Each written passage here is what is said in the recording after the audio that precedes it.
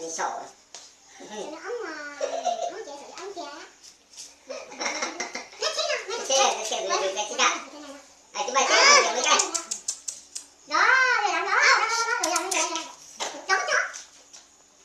Quạt nhanh nhanh mà.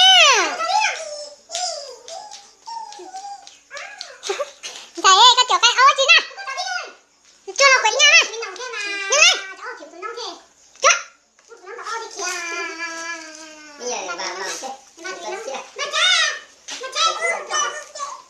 Nhỏ quạt nhanh nhanh. Mình nằm chuột nó chạy. Có bà nhớ nha. Nhìn bà sao? Nhìn bà đi kia đi đâu. Nhỏ bỏ vào đó đi.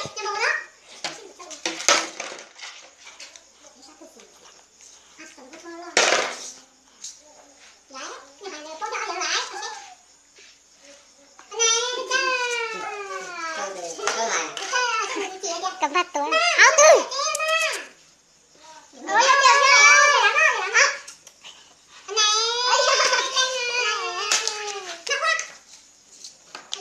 Quậy.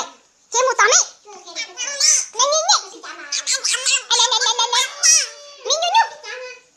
Lên nhu nhu. Quậy nhanh nhanh mà. Quậy nhanh.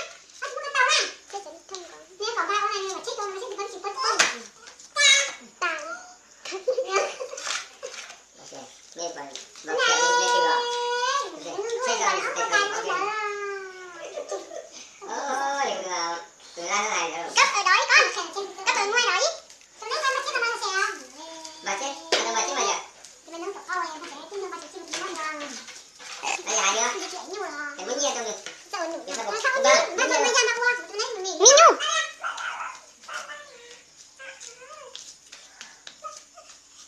Cái này. Cho nó quẹt đi, cái này. Trời ơi.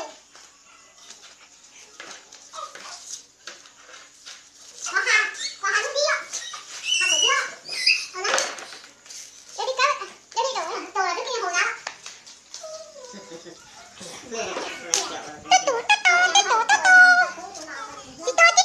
Tito nó ô nó vui vui hay.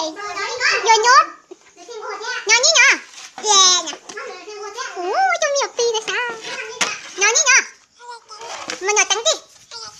Nhỏ trắng đi đi. Nhỏ trắng đi nhỏ nhu nhu.